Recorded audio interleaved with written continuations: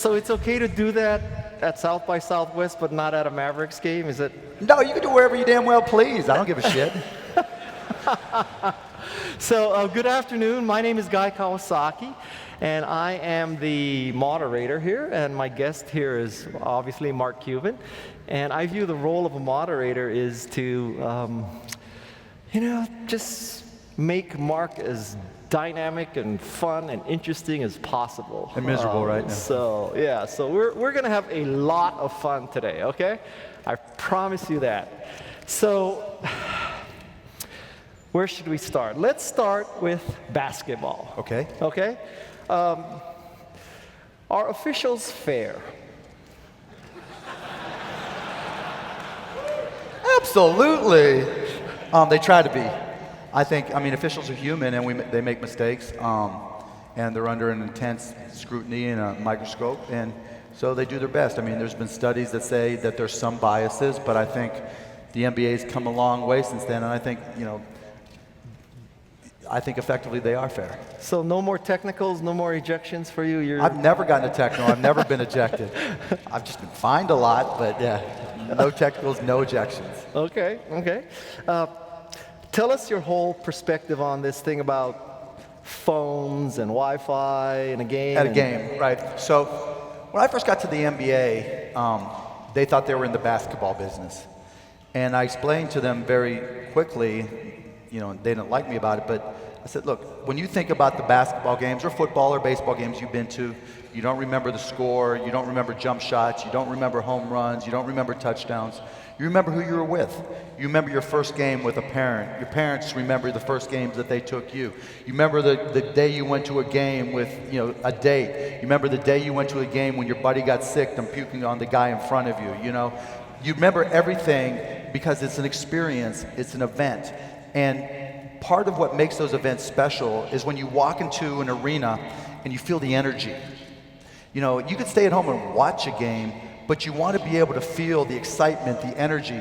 When, the Mavs had a crazy game last night. We went up 30 points in the second quarter. They came back. Not only did they catch up the whole 30 points, they went ahead by 7 points in the fourth quarter with 4 minutes to go. And the fans are down, but then the energy from the crowd, you could just feel the fans get behind us.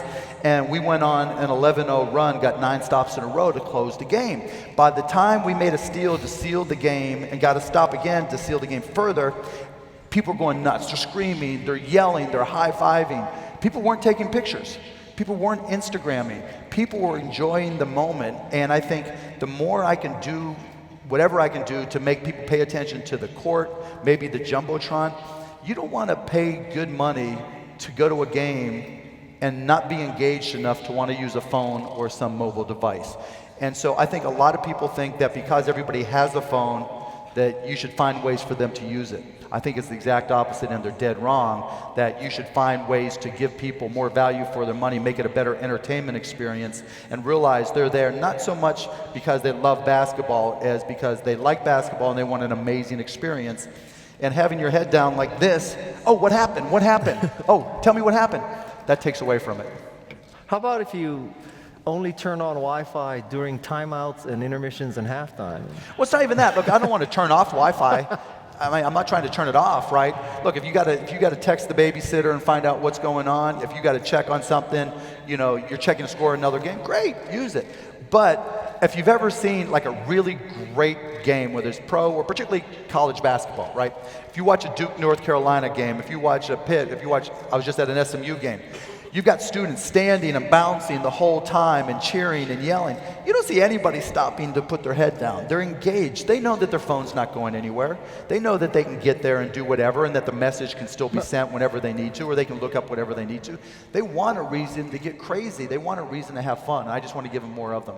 Maybe it's at the end of the day and they're iPhone users, so their battery is dead. So. Oh! Hence the Mophie. Okay, okay.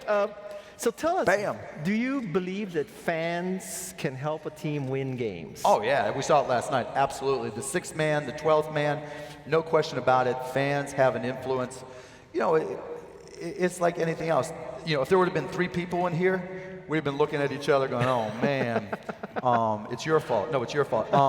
But you know, all these people here, it gives you energy. You feel energy in a room. And fans, when they're cheering and yelling, when you're dog tired, guys talk about it all the time, that it really, really helps, and it makes a huge difference. Okay. I'd be interested in hearing your theories about how to reward your most loyal fans, in particular season ticket holders. What do you do special for them as advice? Whatever we can. You know, there's a lifetime value to season ticket holders for any sports team, and you've got to do everything you can. You know, obviously you want to win as many games, you want to try to win championships, hopefully win championships, and then you want to make sure that you respect the things that they like, that makes your experience unique. So we might do special events where we have, you know, behind the scenes, you know, what's our strategy? What are we going to be doing with the team? And I'll give a talk there, or Donnie, our coach, will give a talk there. We have an event coming up where it's a special art event that we had specially designed for our season ticket holders, where we're going to bring everybody in, and we're going to have all the players create different types of artwork. We're going to have artists there, and so we're going to engage the fans with the players, with the artists, to create a unique experience and also give them something to take home. We had our George Prokas, our sales vice president, came up with this thing where we took these, we had these artisans create uniquely and individually designed metallic plaques for each individual season ticket holder. It says MFFL, Mavs Fan for Life, and name, and then how long they've been there. So creating that customized thing so that when they go home, they feel good and they see something that continues to connect them to the Mavs. We want to always try to be innovative and try to come up with new stuff. Okay. What is your optimal ticket pricing philosophy? The optimal ticket pricing philosophy, I'd love to be able to do it for nothing, right? You know, and just have our most hardcore fans come in. But, you know, it's interesting you ask, because now I hired a big data analyst, and one of her jobs is to look at pricing data that we generate internally and also from third-party resale markets, so that we can see demand for different types of games, what the impact of weather is, which seats are selling more, which seats get a premium, which games, and then price our tickets optimally. So the perfect price is what the market defines. And that's a big change historically for sports teams, because traditionally we just set one price for every ticket, and that's what it is. But, you know, a Mavs-Spurs game is going to have more demand than a Mavs-Cleveland Cavaliers game is going to have. And if that game's on a weekend, it's going to have more demand than if it's on a Monday. And so we're becoming a lot more cognizant and using big data, just being smart in our analytics and defining our pricing. Okay. Should the league control, any professional league, control what athletes are tweeting and posting and all that? Well, you got to. Just like in any company, you have to. Now, there's control and then there's limits. I don't think they need to control, and they won't control. But there's certain things, you know, it's the George Carlin 7 words of social media, right? Seriously, I mean, there are give and take 7 words, not the same 7 words, that if you stay away from those topics, you can say anything you fucking please, right? But there's certain things or pictures that if you send, it's like any other employee, that it's not going to help, it's only going to hurt, and there's no upside for anybody. And the good news is, except for a few idiots, you know, players now recognize that they have a brand, and their brand is represented not just by what they tweet, not just by what's on a Facebook page, not just what's on any specific social media, but who they follow on Twitter, who follows them. All these things go together to create a digital profile. What we post on Pinterest, what we tweet, you know, everything creates our digital profile, and you have to be very cognizant of that digital profile, because that helps define your brand, and those things live on forever, and that's a real issue that they're starting to be aware of. Okay. Openly gay players. So what? I don't. Okay. You know, let me give some context there. Jason Collins, obviously, who deserves a lot of credit. It's a big deal, but you also have to realize he's played 12 years in the NBA already. And I know with 100% certainty, because I've talked to his teammates, he took a shower after every one of those games. It wasn't a big deal those 12 years. There's no reason for it to be a big deal now. And so it's a big so what. What about this this lobbyist who believes that because the NFL cannot control gay players, the Congress should enact laws to prevent NFL gay players. I mean, you know, there's fucking morons everywhere. I mean, Okay. You obviously own a team. Is owning a team a real business, or is it, you know, just billionaires? toys. Yeah. Yeah.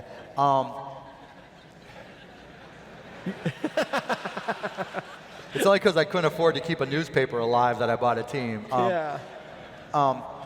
It's different for everybody. I just want to win championship. I'm super competitive, and so for me, the priority's been winning. I want to make money, but I want to win first. But you know, it's not a traditional business. If a company here in Austin, let's say Dell, when it was a public company, has the best quarter ever or the best year ever, more jobs, great for Austin. No one's throwing a parade. You know, when the Mavs won the championship, the city was on fire. You know, there were people taking off work. When we won and we were in Miami, there's videos everywhere. People are sending us videos. People just running into the streets, people honking their horns. You don't see that in traditional business. And then there's more to it. When I bought the team, I thought I owned the team. And then I found out very quickly that I was responsible for what happened on the court. I was responsible for the finances. But all of North Texas owns the team. There's no other business where I get an email or a call and someone says, my son, my daughter, they're 12, 13, they really look up to you or Dirk or Vince Carter, but they have terminal cancer. And one of the things that's very important to them, that they'd like to meet you, and we bring them to a game. And you know, that happens pretty much every game. There's something. And then, you know, there's nothing more heartbreaking than that same parent follows up, you know, later and said, you know, here's a picture from when you met so-and-so.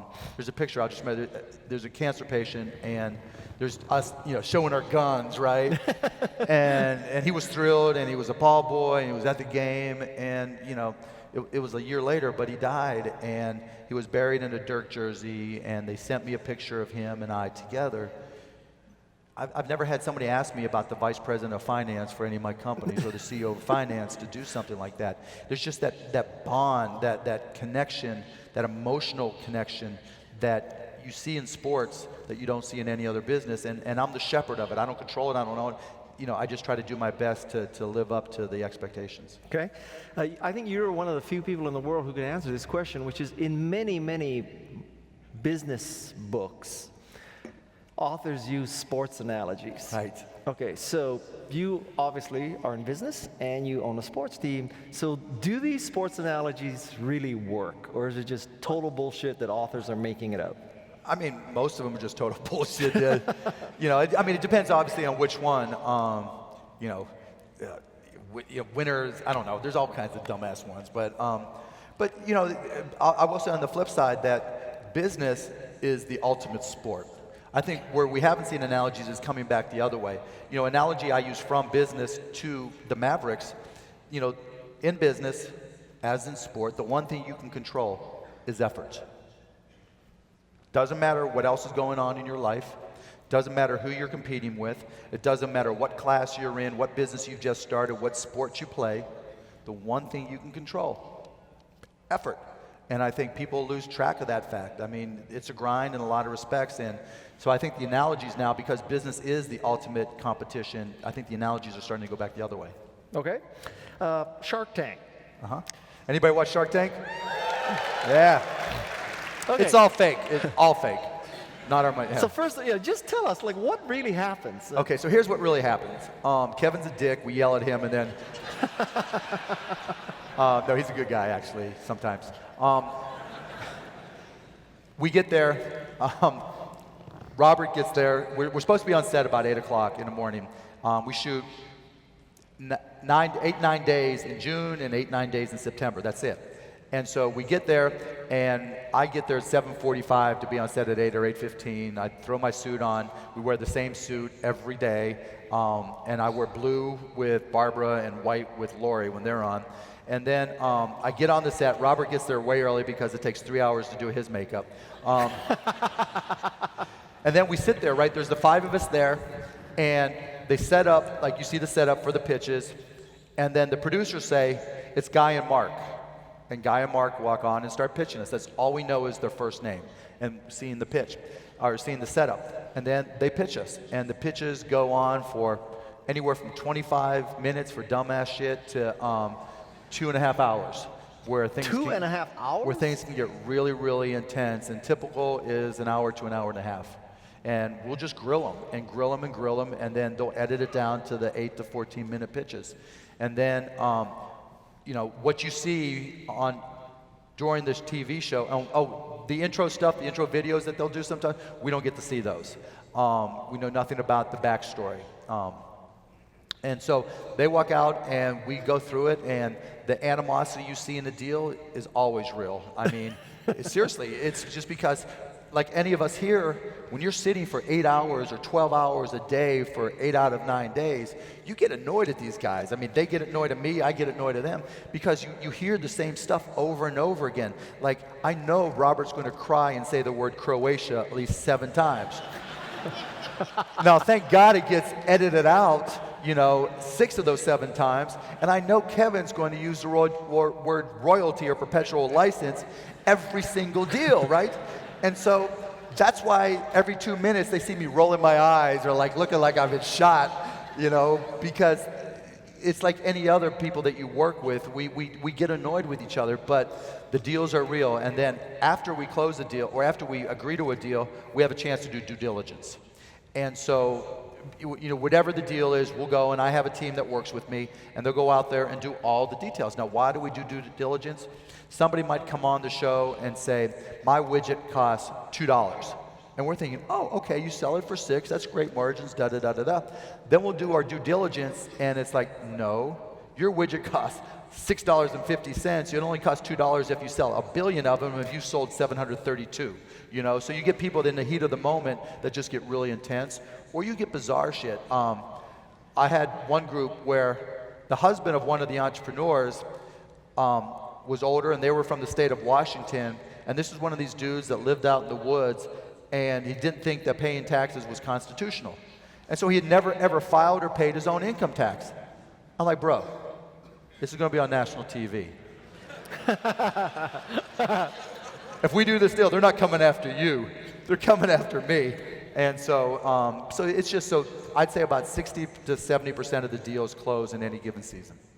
And is there any like instant turn off that, do you make a decision in the first 2 minutes and the next 58 minutes you're just hammering on them? No, well, yes, I do. So here's kind of what, if anybody who comes in there and their heart is pure, I mean, they're just an entrepreneur and they're just doing their best, and it's a legit product or service, I'm gonna, you know, even if I don't like it, I'm gonna try to give them some advice, you know, and da-da-da-da-da-da, and for that reason I'm out. What I love though, really, because again, if we're there 12 hours a day, and we're seeing 8 to 12 deals a day, and there's 18 days, do the math. I mean, we see a lot of pictures over the course of the season. And another little known fact, there's about 25% of the deals that we see that don't even make it on TV. For whatever reason, they don't They're even recorded but not used. Not used, right? And so if someone comes in and it's an obvious scam, like those ion bracelets, right? The pink... Yeah, the thing where the guy's like, yeah, look at this! You know, I just had my leg replaced and I can touch my toes. Or we had a guy this season, Life Pills, I forget the name of it, where he said, just like bears, you know, you can go 8 days without eating. I'm like, get the fuck out of here, right? And no lie, I'll say shit like that knowing that it's going to be edited out, right? And because they're just so out of it, and it's just like, did you really think we're going to believe that? Well, why did the producer let it get that far? Because he knew that's what we were going to do, and he wanted those. Okay. Remember, it's still TV, and you've got to be able to have like the what were they thinking, or this is a scam, and it's also part of our branding, because when we're sharks, right? And we're supposed to be able to see through bullshit, and that's an example of us crushing them. Okay, so now, yeah.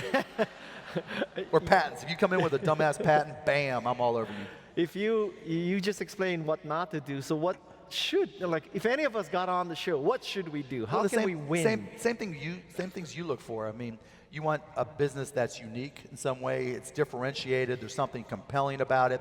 You want somebody who knows their business inside and out. I want to know if I'm investing in you. When you walk into a room, for that, anybody else in that industry, you know more about the industry than they do. You know more about your numbers. You know more about your vision. You know more about your strategy than anybody else.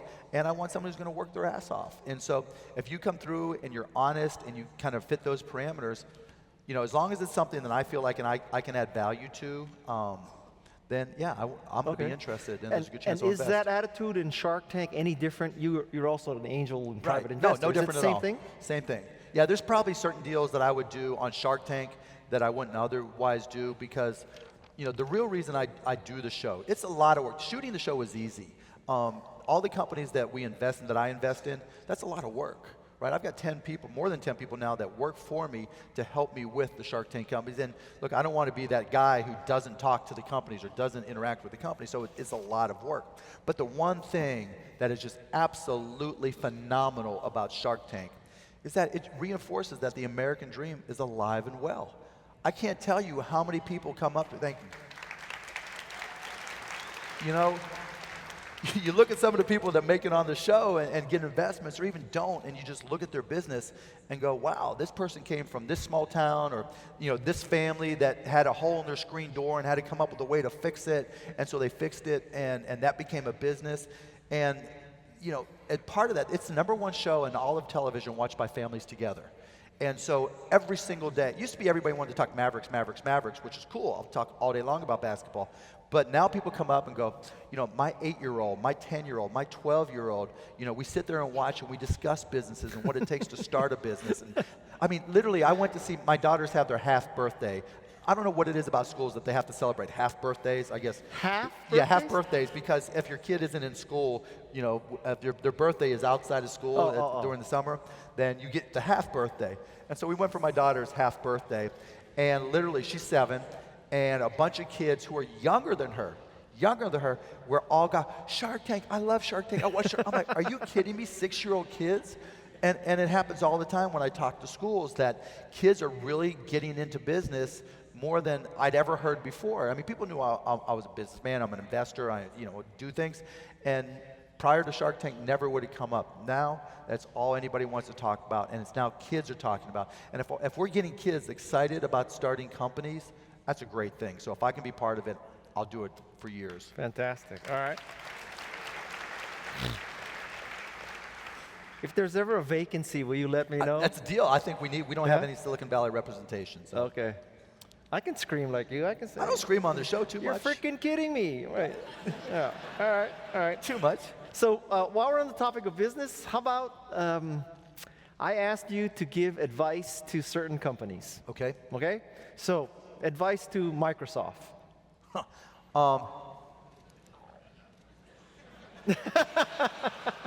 I think, you know what? I think they've got to take chances and go and not be afraid to do small things and see if they turn big.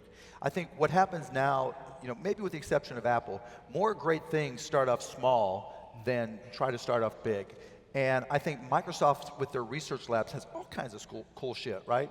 But they think unless it's going to move the needle on their top line, their revenue, or their bottom line, they don't touch it. I think they need to start throwing a lot of shit against the wall and see if something germinates. And they're afraid to do that, and I think that's their biggest problem right now. Okay, BlackBerry. Take whatever offer you can. Call the WhatsApp guys and see if they're busy. Okay, Nokia.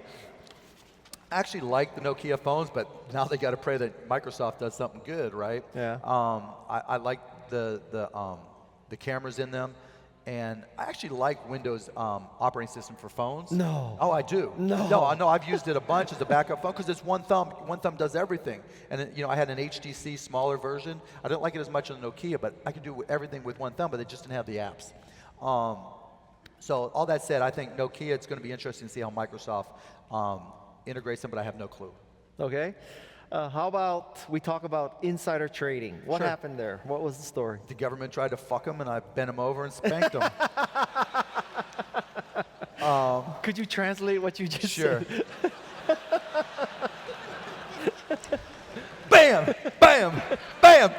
Did you like it? So in 2004, there's a stock, Mama.com, and my broker said, wow, this stock just took off. You know what they do? I said, yeah, Mama was basically a front-end to a search engine, but how they made their money was, they were a meta search engine, but how they made their money was they sold their traffic to Google. So Google didn't have enough traffic back then, so whatever traffic they had, Mama would resell theirs, and it was all cash business. They had, 38 employees, they were making money, beautiful thing. And so I bought enough to have 6% of the company, and so I had to file because it was more than 5%. Along the way, this was in March of 2004, along the way, I saw on a message board, and then someone else had contacted me and said, there's this guy, Irving Kott, who literally was the guy who would feed the shitty-ass stocks to Jordan Belfort, the Wolf of Wall Street. That's who this guy was.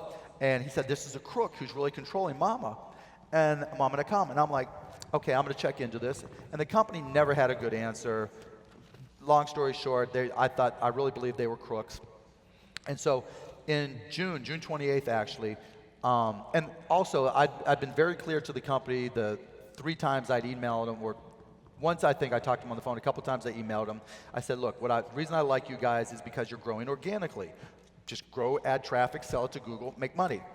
And fine, then all of a sudden, June 28th, I get a call from the CEO, or email from the CEO saying, call me. I call him, and he says they're doing a private pipe offering, which is typically not a good thing, and they were doing it for $16 million, but net effect was they weren't growing organically.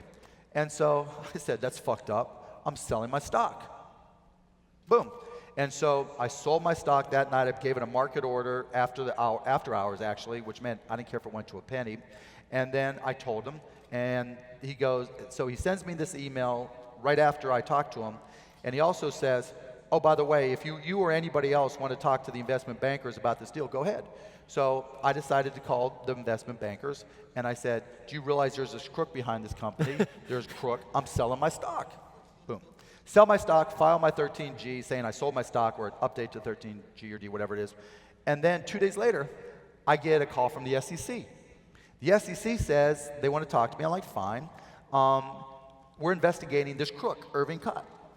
So 2-3 days after I sold my stock, I talk to him. I tell him I sold my stock because of this guy. I give him every email that I have, everything that I have, and trying to help him catch this crook. Great. That's it. I'm thinking I did my civic duty. I'm a good guy, right? They know I sold. I told them.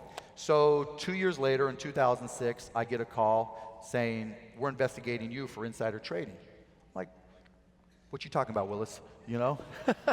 And they're saying, yeah, when you sold your stock, so the CEO calls you, you know that they're doing a pipe, yeah, and then you sell your stock.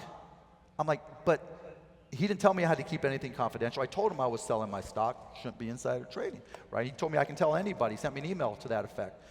We don't care, right?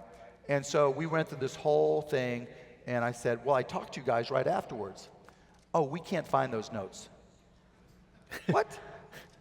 So we go through this whole thing, and in 2009, the whole thing gets dismissed. They don't like that, so they come in, they lie to the Fifth Circuit in New Orleans and make up some bullshit, and it gets reinstated.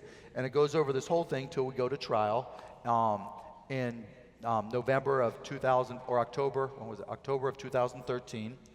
And we go to trial, last few days, then it goes to the jury. The jury takes 3 hours to find me not liable. It's not a guilty or whatever. It's not liable for anything. 3 hours. And in that 3 hours, they went to lunch and took a half-hour break. And the good news out of that was the notes, they found the notes, right before the trial, and the notes confirmed everything that I told them. And it's just the way the SEC works. It wasn't really about me. Someone wanted a job. I say SEC stands for Swiftly Enhanced Careers, right? Where, thank you very much. That's Martha Stewart. Yeah, oh, that's a good one. Because the people that were there, this lady's name's Linda Thompson, LindaThomsen. At gmail.com. No, at SEC, at davidsonpolk.com. And she was like, okay, this is pre-Madoff, we got a name. Then she leaves and takes a job in working for a law firm. The next person comes in, and then they leave, then the next person comes in, they leave, then the next person comes in, they leave, and it's like this horrible cycle where people go there, they work for a couple years, then they leave for private practice, knowing that they're going to keep on bringing up idiot suits, and we're going to have to pay those people more and more and more. It's ridiculous. The SEC has no. Let me ask. Okay, I do this all the time. Anybody here think that the stock market is safer today than it was, let's say, 5 years ago? That's how well the SEC does their job. Seriously, it's scary. They have no clue what they're doing. It's not to say that there aren't talented, smart people there, but the leadership does not know what business they're in, and it's a problem. Okay. Yeah. And so, did this lead to the app? Yeah, so thanks for the setup. Okay. So anyways, I'm the man. you always got to sell your book, right? And so in response to that, I think we're going through a rapid change, and all you guys out there particularly, you're realizing that everything that you say or do in the digital world lives forever. Whether it's a text, whether it's an email, like I said earlier, who you tweet to, who you follow. There's people I know that we have all these conversations. Is it okay to follow this person? Because if someone sees a high-profile person following them, then a bunch of people might write articles and say something. So we're becoming more cognizant of our digital profile, and I think that's one of the reasons Snapchat has become so popular, because you don't want anything out there. And so from my experience on the SEC, I had one of my companies create an application on the iPhone to start, will be on Android next month, called Cyberdust. C-Y-B-E-R space dust, D-U-S-T. And basically it's Snapchat for text. All messages disappear in 30 seconds. They're not, once the message is, you open the message like you would a text, you get 30 seconds to read it, and it's gone everywhere. It's not cached in your phone like a Snapchat might do. You have to be online, so it's only on the server, and once you see it and the 30 seconds is up, disappears on your phone, it's gone from the servers forever, nobody can get it. Now, why is that important? Well, because once you send a text, you have no idea where it goes or what happens from there. Now, you might think, well, if you're not sending anything bad, it doesn't matter. It could be the most innocent thing ever, and if someone keeps that text and sends it, it could be, you might go to UT, or you might, be a Mavs fan, and you might say, the Spurs suck. And then that person might keep that text and go work for the Spurs. It just takes on a life of its own. And you really just have to ask the question, is there any value at all in giving people that you send a text to the option of keeping that text? There's no upside. And in a business context, there's only downside. So we created Cyberdust, and you can download it from iOS store. My ID is mcuban, M-C-U-B-A-N, if you want to try to text, email me, and message me and see how it works. But aren't you still, if somebody takes a screenshot? Sure, and it'll tell you we took a screenshot, but the reality is, it's not the screenshots. If you're sending naked pictures, then that matters, right? If you're doing something bad, oh, I just stole $50,000 from this person, yeah, it matters. Those aren't the situations that cause problems.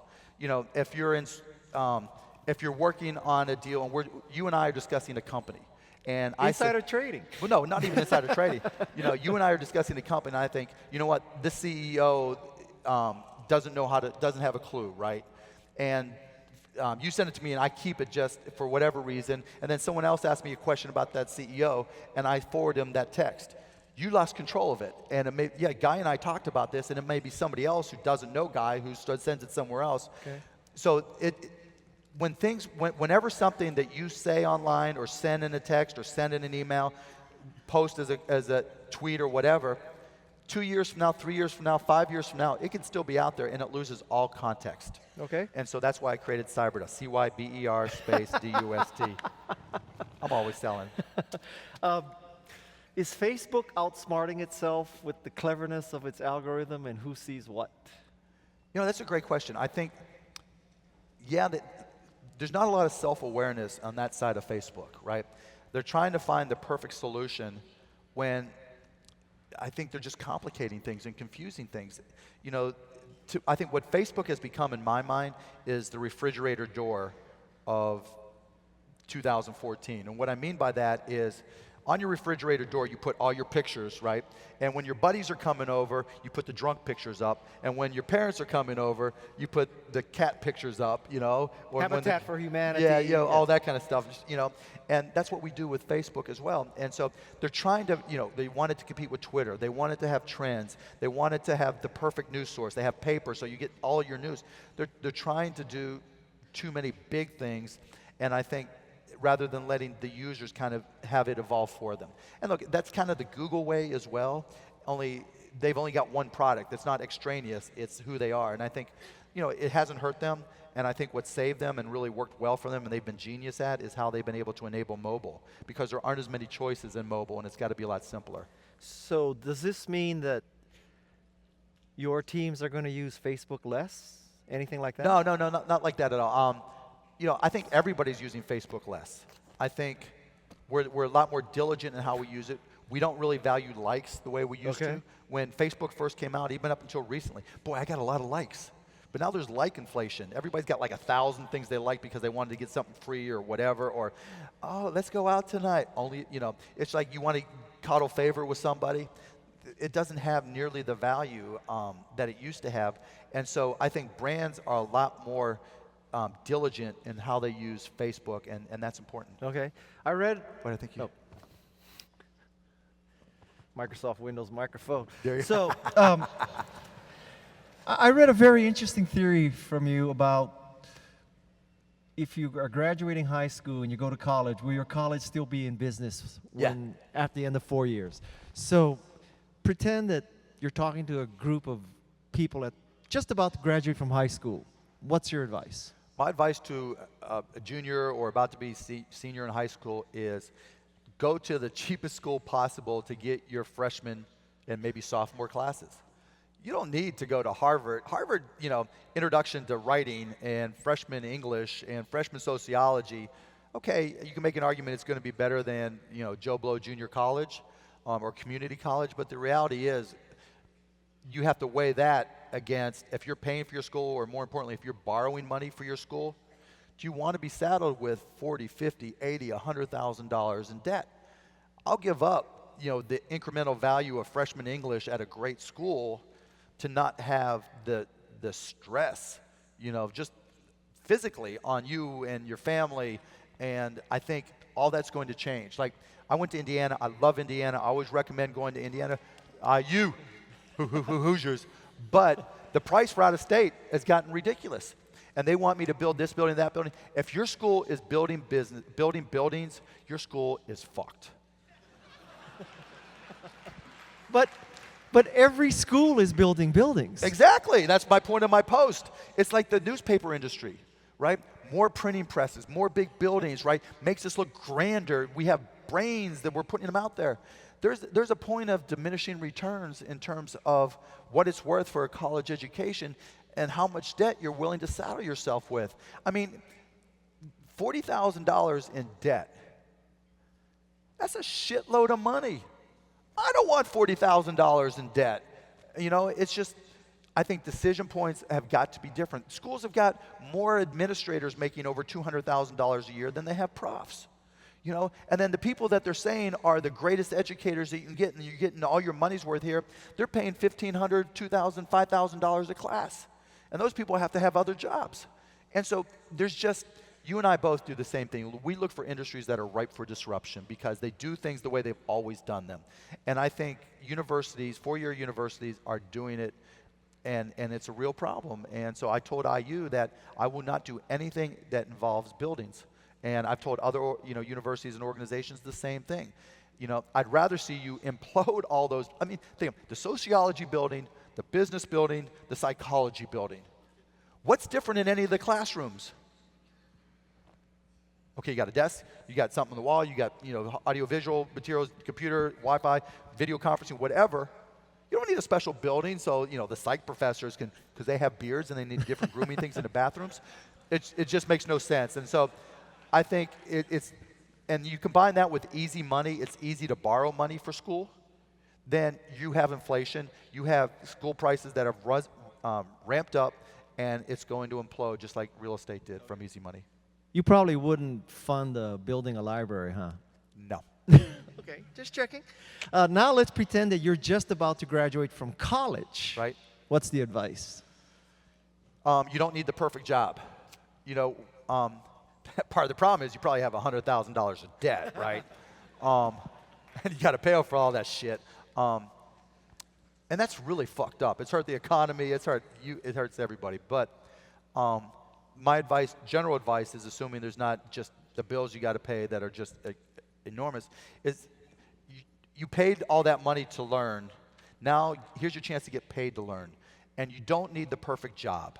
You need to get a job where you can make some money, but also where you can learn and add it to your portfolio of knowledge, add it to your foundation, because as much as we want to think that we know exactly what our mission in life is and what our chosen profession is going to be at 22, hell no.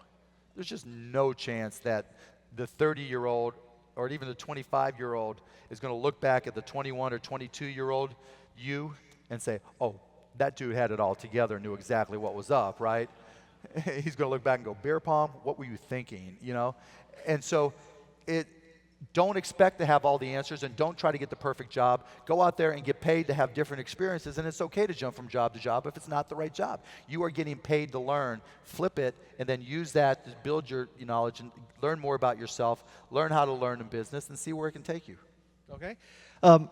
Thank you. If you were starting from scratch today, what business would you make? I'd be a bartender at night like I was originally. When I first was getting started, I slept on the floor, 6 guys in a 3-bedroom apartment. I'd have no problem doing that again. And then I'd go out there and find an area that I thought was hot. I mean, literally, I have a list from when I was 21 of the 10 hot business areas that I thought I needed to go after, and I was going to get a job as a bartender and get a job in one of those areas, and it turned out to be technology. I did get a job in, but I would do the same thing. And, you know, I'm an entrepreneur, I'm a horrible employee, and I trust myself that I would figure it out. But I want you to get more specific. I mean, like, is it software? Is it hardware? Is it services? Is it sports marketing? I mean, No, it won't be sports marketing. Okay, so what would it be? It would probably be something that would be in machine to machine. I don't want to say Internet of Things, but it would probably be, knowing what I know now just technically, then I would say something that's sensor driven, that's not wearable, but contributes to wearable technologies. And I think either sensors or sensor enabled devices, or software that enables sensors, or something that has to do with personalized medicine. Okay. Those would be the 2 okay. areas. I'd like to ask if you could talk about some things that when you were young, you were sure you knew, but now looking back, you say, God, was I so wrong about that? I used to think I was handsome. Oh, Mark Cuban, speechless. Yeah, no shit. You know, I don't know. I mean, because I really didn't have a clue, and I knew it. Seriously, I mean, I knew I had a list. Like I said, I had a list, but I didn't know where I was going to end up. I didn't know where I was going. The only thing I knew was that I was going to figure out a way to start a company myself, and I wasn't that good at it initially. I mean, I started a company, and we sold powdered milk, right? My Powdered milk? Powdered milk, right? Look, milk was expensive, was expensive. And I thought, who doesn't want to save money on milk? You know, maybe it doesn't taste as good as regular milk, but people save money. That didn't work, right? And, you know, and there's a bunch of those. And so it was okay. You know, I knew I didn't know, you know, and I went to Dallas, and, you know, I'd never been there. I went there because of fun, sun, money, and women. My buddy said it was fun. The weather was great. The economy seemed to be okay, and the women were hot. And I didn't even hear the first 3, you know. And so I just went there and slept on the floor, which by definition I had no clue, you know. And so I mean, and that was okay. And that's, like I said earlier, you don't have to know. You just have to go. It doesn't sound like you were on the Dartmouth, Harvard, Yale fast track at this point. Oh, hell no. Are you kidding me? You know, I was on the which bar had the best happy hour food specials, because I couldn't afford to eat anything else. You know, my car was the 77 Fiat X19 with a hole in the floorboard. I mean, yeah, it was not pretty. Can you tell us your typical daily routine? Like, do you wake up in the morning, you call David Stern up, bust his chops about officiating? No, What happens to you? I get up in the morning probably because my kids came in and jumped on me, or my one daughter is impossible to get up, so my wife and I have to tag team her to get her ready for school. And then I go and sit in front of my computer, my laptop, and typically What kind of laptop? it's a MacBook Air, Okay. but I have a Windows Acer right next to it because Okay, I got just to learn checking. everything, and I have a Chromebook right next to the other side, so I like to geek out. And so, and then I'm online, reading, keeping up with email, because I don't do a lot of meetings, I don't do a lot of phone calls, so I push everybody to email or Cyberdust now because I want it to be as quick and easy as I can. And that's where I spend most of my day. Then I try to go work out, eat something, be there when my kids get home if I'm in town, and go to the Mavs game and hopefully kick ass. Now, when you say you go work out, is this like in your 200,000 square foot personal gym No, in your I hate house? that. No, Is it no. 24-hour fitness? Is it at the It's Mavs Lifetime locker Fitness. room? It's Lifetime Fitness. 24-hour. It's Lifetime Fitness, yeah. Do you have a personal trainer who No, like? no. No? I take the Zumba class in the morning. They call it Latin Fusion. If any was in Dallas this morning, yes, I did take my Latin Fusion class, and yes, I'm good at it.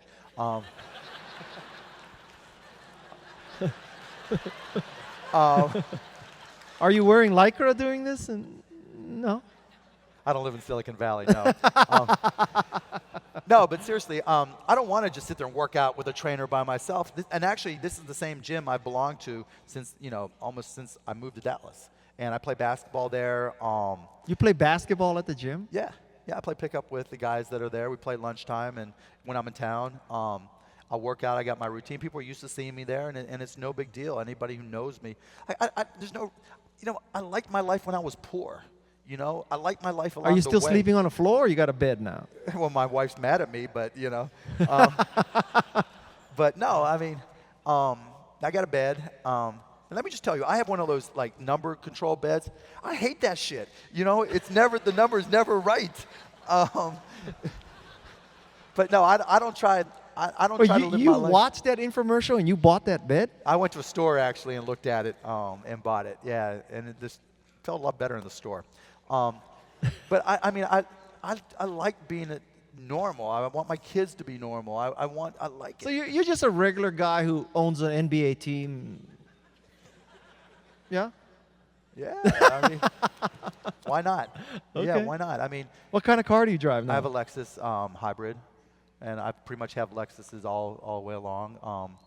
In Texas, you own a Lexus? In Texas, I have a Lexus. Yeah, I don't have a truck. Never owned a truck. No Ford 150? No Ford 150. I don't have cowboy boots. Are you I don't waiting have for a cow- hybrid Ford 150? No, I'm not a truck kind of guy. I literally go to my local 7-Eleven and Walgreens. If I'm really hungry, I'll have a 7-Eleven hot dog, and that's gourmet. I'm not into going, I'm not a foodie. It's not about let's go to the coolest restaurant or the hottest restaurant. When I come to Austin, like if I'm watching basketball, I'll go to one of the sports bars and I'll eat bar food. I mean, it's just, I just never acquired a taste to try to be hoity-toity. That's just not me. All right. So I see a question here from Twitter. What is your one personal characteristic that has helped you most in your entrepreneurial journey? I'd say two. One, I'm super competitive. I hate to lose. And two, I'm relentless. I mean, I'm the guy. I mean, I remember my first company, Micro Solutions. I'd buy a bucket of ribs, and we did the system integration, and I wrote software. I'd buy a bucket of ribs, and that ribs I would just eat as I would write software, and I'd be there, and all of a sudden it'd be 36 hours later, or I'd lose track of days just because I just get so focused and so involved in it. That's what I do, and I still, I read the Hadoop manual and learned a little bit about Pig Latin, and I just want to keep up, right? And so that's probably my biggest strength. Okay. Another Twitter question. What was your best mistake, and when did you realize it was a good thing? So. My best mistake, that's a great question. Probably buying the Mavs. Everybody told me I was an idiot. And why? Just because we were the worst team in all professional sports. And that's what everybody said. And I had paid the highest price for a sports team up until that point. And everybody said I was a moron. The second thing, the other time was when we sold to Yahoo, it was for 28 million shares of stock. And I immediately collared my stock to protect it on the downside. Now, this was not when the internet stock market was cratering. It was still going up, right? And so I collared my stock, meaning I didn't really share in much of the gains going up, and there was a limit to the gains I shared. And Yahoo stock immediately went up 30%. And I remember going on CNBC, and they said, don't you feel bad about losing, it's gone up another 80 points, and you'd be worth another $700 million? And I was like, it's tough to feel bad when you're sitting on your G5 watching CNBC, But yeah, so collaring my stock, everybody thought was a big mistake because they thought the market was going to keep on going up, and that's not how it turned out. And just in case it ever happens to us, how does one go about buying an NBA team? Is it on Craigslist or what? Some of them are, or should be. Whoever owns the team, you just call them up? Yeah, basically, I found his contact information, and I said, you know what, would you sell? He said for the right price. I made him an offer he couldn't refuse, and the rest is history. Okay. Twitter question: what is the legacy you want to leave for your kids? Them. I want them to be healthy. I want them to be normal. I want them to be defined by who they are. I want them to be answering the question, what did your dad do? Because I don't want it to be about me. I don't want me to be the legacy. I want it to be, I'm gone. What the fuck do I care, right? I want it to be about them. Okay. Twitter question: what do you think about Bitcoin? Yeah, I knew that was coming up. I think Bitcoin is not a currency. I don't think it will be a currency. I don't think it should be a currency. But I think it's a great way to distribute digital content, digital bits. It's a great way to track and account for them. I think there'll be a place for it. I think it'll create competition, but I think there's no way central banks ever give up control of their domestic economies. I think we haven't even seen it begin to be a currency, because you're not a currency if everybody just takes whatever they get in Bitcoin and converts it to dollars. And so I think there's a place for it, but it's not as a currency. Okay. Would you tell us, what do you think is next for you? I just have fun, Somebody's got to be the luckiest guy in the world, and I think it's me, And I don't want to look back and say, why didn't I do that? Why didn't I do Dancing with the Stars? Why didn't I do Shark Tank? Why didn't I do this? Why didn't I do that? I just want to experience it, and experience with my family, and and just compete and have fun and learn and just see where life takes me. I don't have here's the one more thing I have to do, or here's the bucket list thing I have to do. Every day of my life's a bucket list, and I just want to enjoy it. Okay. Can I give you a series of rapid fire questions, Sure. A, B, and you pick one? Yeah. Okay. Boxers or briefs? Commando. What? Boxers, briefs, or nothing. Okay. LeBron or Bill Russell? Bill Russell. Really? Yeah. All right. Twitter or Facebook? Twitter. But Barbecue or sushi? Barbecue. Android or iOS? Android.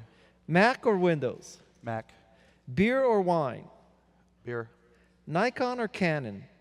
Nikon or what? Canon. Neither. Neither? What camera? Phone? Okay. Phone, Okay. yeah. Could you see me with the thing around my neck? Hold it. No. Okay. House of Cards or Blacklist? I haven't seen either. You have not seen either? No. Are you only watching HD Net? No, I watched Orange is the New Black. Yeah, You but know? it's... Hey, I love naked shower scenes as much as the next person, right? But it hasn't had a second season yet, right? No, but so what? You've never seen House of Cards? Mm-mm. Not one episode? Not one. Not, oh, not 10 trust me. minutes. How many of you like House of Cards? Look, it's not that here. Okay, actually, it stares me. The thing about Netflix, right? I love Netflix, but they're on when you bring up the screen, right? There's House of Cards, Orange is the New Black, Law and Order because it's me, right? And I always fall asleep to Law and Order, and then my kids stuff. But it's the same shows over and over and over again. And so I know that if I get into House of Cards, it's going to be great. But then that's a lot of time, right? And so it's more a question, not a question, would I like it? I think I would, but am I willing to commit the time to watch it and everything? Well, you commit the time to Orange is the New Black. Not really. I just go to the naked scenes and just. So you only watch the shower scenes. Well, there's other naked scenes I watched. Okay. Sean Connery or Daniel Craig? Sean Connery. Audi or Mercedes? Mercedes. Verizon or AT&T? AT&T. Oh, so we know everything we need to know about Yeah. Mark Cuban. All right, all right. How about wrapping up kind of, we'll take some like final tips, and whoever's controlling this Twitter thing, would you flip? I don't like this question. Flip to the next question. Tips, you know, like this is a group of people that want to learn from. You are a freaking success story. So like pass on some of your goodness and your wisdom. Thank you very much. No. I think Austin is a kick-ass town. There's a lot of people here from Silicon Valley, right? A lot of Silicon Valley people here. You know, it's crazy because South by Southwest Interactive has become spring break for San Francisco, you know? It's great. It's true. But I think Silicon Valley is in a tech bubble right now for startup valuations. And it's not going to really be a problem, and I don't think it's going to burst. But what it does is create an arbitrage, basically, where there's a lot of startups in other cities, whether it's Austin, Dallas, Chicago, Raleigh, Miami, Pittsburgh, whatever it may be, where you invest in these cities deals over here, and then you can move them over there for, you know, or keep them there, and knowing that the valuations are worth more. So I think from an investing standpoint, there's that. I think there's a real problem if you want a cause that I think is really hurting the economy, and I think is hurting growth of companies. The number of IPOs that are 50 million or under, that used to be the lifeblood of startups. It used to be you raised some money or you sweat equity, bootstrapped, and then if you needed to raise money, you did, and you grew your company. And even if you just had 10, 15 million in sales, you could go public and raise 10, 15 million, create liquidity, be able to do a that market is gone. It is dead. And I think that's a big problem we have. I think the SEC is one of the culprits, not the only. And so if you want, thank you very much. There's Martha. Yeah, there's Martha. I think that's an issue. But I think more importantly, you know, we live in a day and age where you can start anything, do anything, and you shouldn't put limits on yourself. I think everybody's here because they don't believe there are limits on themselves and that they can get out there and do anything. And I like to point to myself, look, if I can do it, there's a lot more people out there that can do it, and you guys should never let anything hold you back. All right. All right. All right. Actually, this is a good question here. So, you know, what do you view the role of the public sector? How can they help make entrepreneurship better? I actually watch Shark Tank. I don't. You know, when I grew up, I was in junior achievement, and junior achievement is doing really, really well. You were in junior achievement? Yeah, absolutely. I learned more about business from junior achievement than I did in business school. Yeah, it was great. I sold cookie plates, and yeah, I learned how to sell. I learned about a business, and so I think there's a lot of problems. I think one of the challenges and problems that we have in this country, everybody takes every cause as being very personal, and rather than looking for other causes to contribute to or join or become part of, they try to create their own because it's part of them, it's their brand. And I went to the White House, and someone asked me a similar question. I think we need to consolidate the nonprofits in this country by issue, right? And so instead of having 50 different people running 50 different nonprofits and the overhead being ridiculous because, you know, it's in honor of so-and-so, or it's because I want to contribute or I want to do this, consolidate all of them so that you have one or two or three that do more and have more effect. And I think with entrepreneurship, training about it, it's the same thing. There's so many different programs. There's too many programs.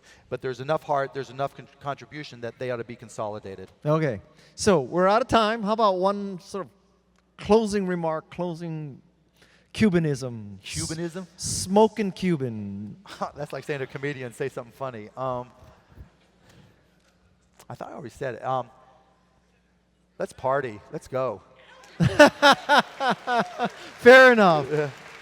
Please join me in thanking Mark Cuban. And Guy. Yeah. Mark Cuban. Good job, bud. That was fun. That was good. That was fun. Appreciate it. Thanks, everybody.